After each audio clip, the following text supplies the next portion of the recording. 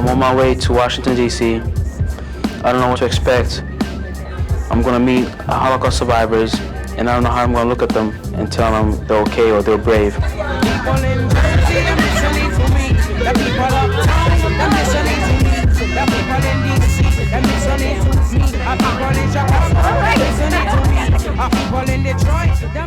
Here we were, more than 70 high school students from across America, ready to learn how to fight racism and intolerance. Already, you have demonstrated in your lives that you are hopeful that America can become a place where discrimination and intolerance and bigotry will vanish. Stop asking me about the Jews being the bloodsuckers of the black nation, the no good bastards they are. It's all around us. Hate messages on the internet, violence on the TV, guns in our schools.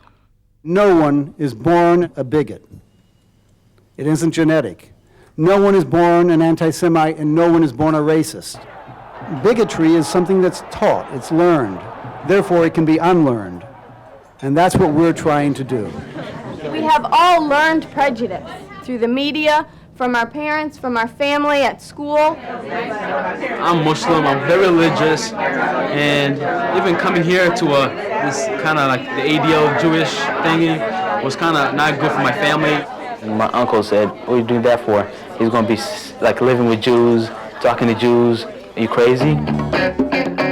Stand up if your religion was a source of identification for you. Stand up if your race is a source of identification for you.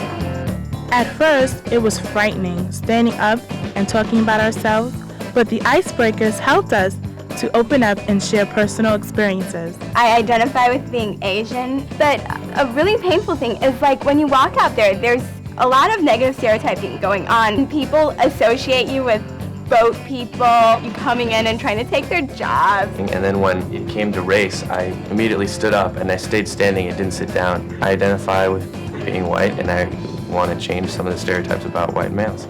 This kid came up to me and was like, you're a dirty spick, why don't you go back to the farm where your parents were?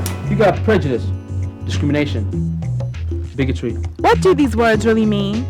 We challenged one another to understand better by acting them out. Hi, Griffin. You played so well tonight. Thanks, but I really got to go and work on my research paper. Basketball is such a good career for you. I'd love to be a politician. Why go into politics when you can make millions of dollars? Why make millions of dollars when I got millions of people? Officer, come quick. There's this Hispanic kid on my corner and he looks like he's dangerous. I need some ID. No inglés. ID, yo. ¿Qué? Mi cartera. Get your hair. Oh, Speak English. To be able to empathize, you have to be able to identify with the person. You have to look at yourself, then you have to look at what's going on around you. You have to look at a lot of different things. We had worked hard, but how could anything prepare us for what came next?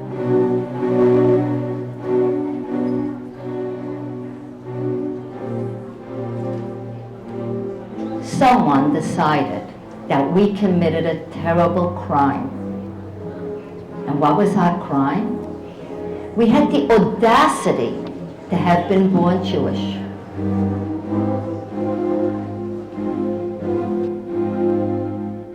I did not speak about the Holocaust until between 80 and 81. I was teaching at a local high school here, and another teacher had a book. The 120 questions about the Holocaust that have never been answered. The hoax of the 20th century. Well, all of a sudden I felt this anger coming up. What do you mean it didn't happen? Where is my beautiful big family? Where are all my aunts, my uncles, my cousins if this didn't happen? And that same day, I wrote a note to every teacher in my school, and for the first time, I said, I am a survivor of the Holocaust, and I'll be glad to come talk to your students.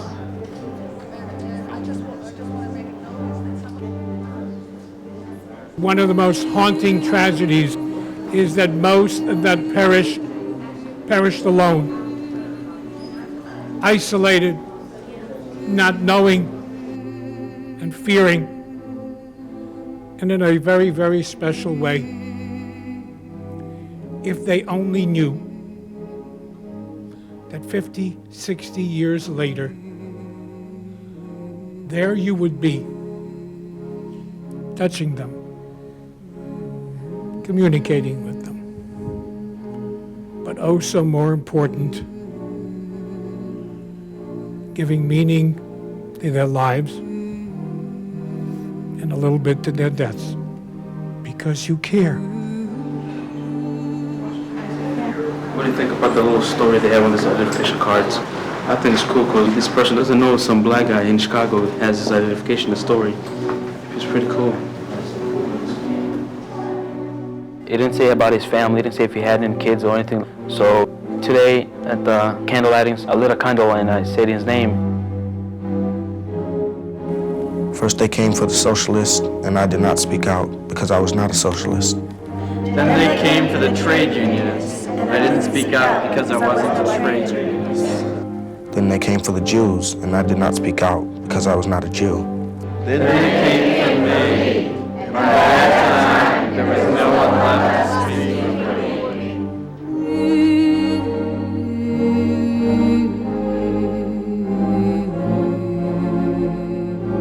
My aunt was in Auschwitz.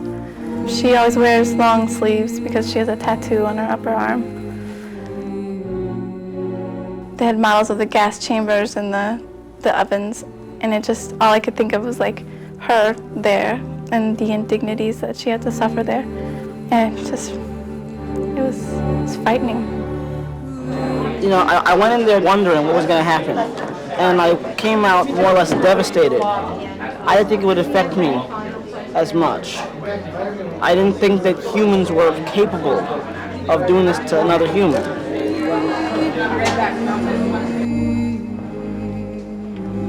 I still can't grasp how Hitler would kill all these people and all these German generals who were educated with father's man.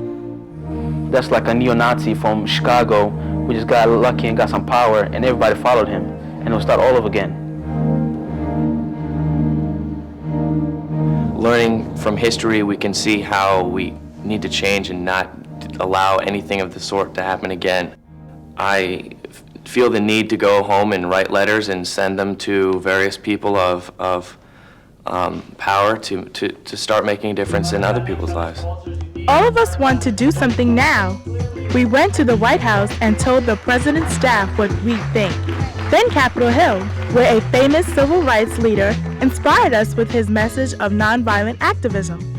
During the civil rights movement, we didn't ask, we didn't question whether someone was black or Jewish, Asian or Hispanic, because the same forces that burned the churches, these are the same individuals that bomb synagogues and Jewish community centers. Julie told us to write personal contracts to ourselves. I wrote, to stand up against injustice and prejudice, try to be a better person and learn about different cultures. And then it's the hatred I used to have for everybody. And then it's the blue, that was that I learned to love people and love myself. And the green is how much I've grown from being on this trip. And I am going home confident. We're leaders now, and we can make a difference in our schools and in the world.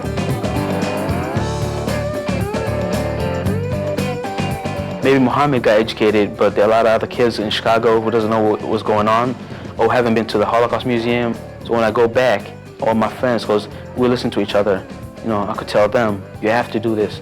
If I don't do it and other kids don't do it, history might repeat itself.